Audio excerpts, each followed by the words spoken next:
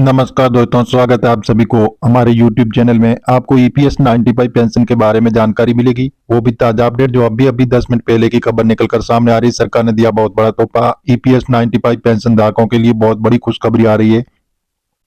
PF account से जुड़े नियमों में हुआ बड़ा बदलाव।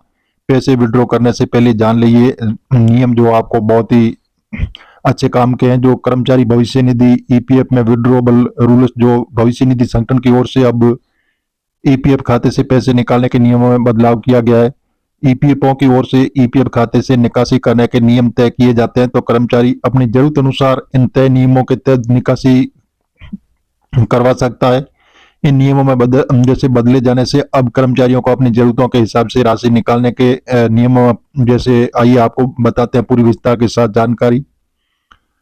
पीएफ अकाउंट से जुड़े नियमों में हुआ बड़ा बदलाव। पैसे विड्रॉ करने से पहले ये जरूरी नियम आप जान लें।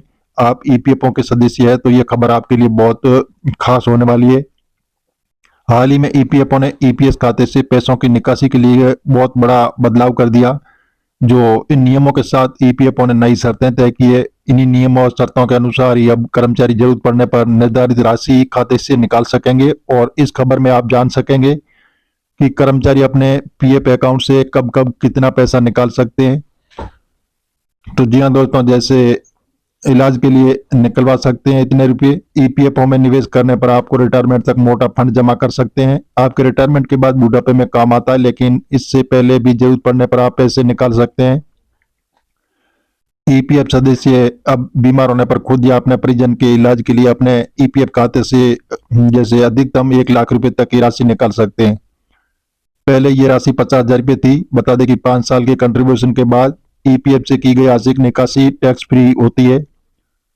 5 साल से पहले ईपीएफ खाते से आर्थिक निकासी करने पर राशि अनुसार टीडीएस देना होता है। आर्थिक निकासी बदलते हुए ईपीएफओ ने जैसे बदलाव किया, इसके बारे में जो जरूरत पड़ने पर आप निकाल सकेंगे इतने रुपये।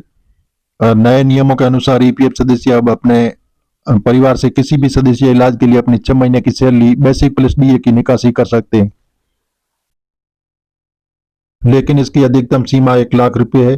और ईपीएफओ की ओर से जारी सर्कुलर में मुताबिक ये बदलाव लागू कर दिया गया है, जो कर्मचारी को बहुत सुविधा दी गई है। आर्थिक निकासी की सुविधा के लिए कंट्रीब्यूशन की अवधि बाध्यता नहीं है। अगर आपको एक से अधिक बार जरूरत पड़ती है तो आप निकासी कर सकते हैं। शादी के लिए भी जैसे आर्थिक निकासी और कम से कम 7 साल तक पीएफ में कंट्रीब्यूट करने पर आप अपनी शादी, अपने बेटे या बेटी, भाई और बहन की शादी के लिए केवल एम्प्लॉयज कंट्रीब्यूशन प्लस ब्याज से ये अधिकतम 50% हिस्सा निकाल सकते हैं। अपनी सर्विस के दौरान इस सुविधा का फायदा 3 बार उठाया जा सकता है। जी हाँ दोस्तों, जैसे शिक्षा के लिए निकासी का नियम। अपने ईपीएफ खाते में अगर आपने कम से कम 7 साल तक कंट्रीब्यूशन किया तो आप अपने बच्चों की 10वीं बाद पढ़ाई के लिए सेल्फ कंट्रीब्यूशन से 50% की राशि निकलवा सकते हैं। और ये सुविधा फायदा भी सर्विस के दौरान अधिकतम 3 बार लिया जा सकता है। घर बनवाने खरीदने के लिए निकासी नियम, जैसे पैराग्राफ 68B, घर बनाना या खरीदना जरूरत में ईपीएफओ ने खास नियम ईपीएफओ ने बनाया। इसमें खुद उसके कंट्रीब्यूशन के अलावा एम्प्लॉयर के कंट्रीब्यूशन का हिस्सा भी निकाल सकते हैं। वैसे आप जब राशि भरोगे तब ईपीएफओ उस राशि को चेक भी करता है कि क्या आप नियमों के तहत उस दायरे में आते भी हैं या नहीं है। इन जरूरतों में आप दोनों कंट्रीब्यूशन, एम्प्लॉयज और एम्प्लॉयर के हिस्से का ब्याज सहित अधिकतम 90% तक का हिस्सा निकासी कर सकते हैं। इसके लिए घर कर्मचारी या उसकी पत्नी या फिर दोनों के नाम पर जैसे होना चाहिए। इस सुविधा का फायदा कर्मचारी अपने सेवा काल के दौरान सिर्फ एक ही बार उठाया जा सकता है। अगर आपको घर की मरम्मत जरूरत है तो आप अपने काम से कम 5 साल तक पीएफ में कंट्रीब्यूट किया है तो मंथली सैलरी प्लस डीए 12 गुना तक पैसा निकाल सकते हैं। सुविधा पूरी सर्विस में 2 बार ले सकते हैं। दूसरी बार लेनी 10 साल तक के अंतर होना चाहिए। इसमें यह भी शर्त होगी, सुविधा के लिए प्रॉपर्टी कर्मचारी या अपनी पत्नी के दोनों के नाम होनी चाहिए। होम लोन को जैसे रीपेमेंट करना हो तो नियम जैसे पैराग्राफ से 68B कम से कम 10 साल तक पीएफ में कंट्रीब्यूट करने के बाद आप होम लोन के रीपेमेंट का ब्याज सहित चुकाने के लिए अपने 3 साल तक के डीए साथ सैलरी की निकासी कर सकते हैं। ये सुविधा सिर्फ एक ही बार अपने सेवा काल में ले सकते हैं। इसमें शर्त यह रहेगी कि प्रॉपर्टी कर्मचारी या उसकी पत्नी दोनों के नाम पर होनी चाहिए। रिटायरमेंट के 1 साल पहले निकासी का नियम। अगर आप रिटायरमेंट के 1 साल से पहले निकासी करना चाहते हैं तो आपकी उम्र 54 साल से ऊपर होनी चाहिए। ऐसे में आपको पीएफ बैलेंस का अधिकतम 90% तक की राशि निकाल सकते हैं।